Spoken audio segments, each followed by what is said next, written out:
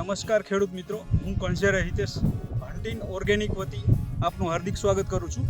અને આજે આપણે અહીંયા એક તથિયા કરીને ગામ છે અને કયો તાલુકો કયો લાગુ પડે? જામ ખંભાળિયા, દેવભૂમિ, દ્વારકા. હવે આપણે અહીંયા એક તરબૂચનો પ્લોટ જોવા માટે આવેલા છીએ. આઈસબોક્સ એમનું વાવેતર કરેલું છે અને આપણી સાથે ખેડૂત પણ હાજર છે, તો થોડો એમનો પરિચય બી લે. નમસ્કાર, આખું તમારું નામ જણાવશો?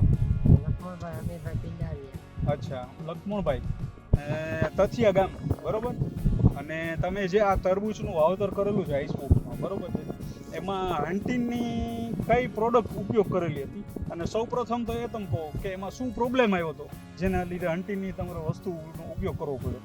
હા, તરબૂચ છે ને વહેલા ફૂંકાઈ જતા હતા, વહેલા વયા જતા હતા, પછી બિઝનેસ ઓઇલ પાયું. હા, એ હાવ કમ્પ્લીટ થઈ ગયું. મતલબ વિલ્ટનો પ્રોબ્લેમ એમને આવ્યો હતો એવી ટેમ્પરેચરને લીધે તરબૂચમાં, તો એમને સુકારાનો પ્રોબ્લેમ જબરદસ્ત હતો. વહેલો ટૂંકમાં નીકળી વયો જતો હતો, સુકાઈ જતો હતો. તો એમને ખેડૂતનું કહેવું છે કે ડિઝનિલ સોઇલ એમને પીવડાવેલું હતું અને એનાથી ત્યાં સાવ બ્રેક જ થઈ ગયું. મતલબ જે છોડ ગયા હતા ત્યાંથી આગળ એક પણ વેલો વધ્યો નહોતો. તો એનું રિઝલ્ટ જબરદસ્ત મળેલું છે. અને લક્ષ્મણભાઈ, જે આ તમે તરબૂચનું વાવેતર કરેલું છે એ કેટલું છે વાવેતર? વીઘા 1 વીઘાનું છે ને. અને ડિઝનિલ સોઇલ તમે કેટલું આપેલું હતું? આમાં પીવડાવેલું હતું 250 ml.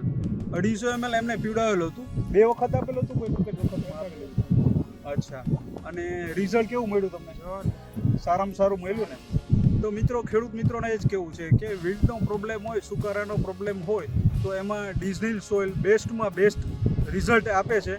અને એ જ રિઝલ્ટ અહીંયા જોવા મળે છે તરબૂચમાં. અત્યારે કટિંગનો ટાઈમ છે, કમ્પલસરી આજે કટિંગ બધું થઈ જવાનું છે, છતાં બી હજી તમે વેલો જોઈ શકો છો.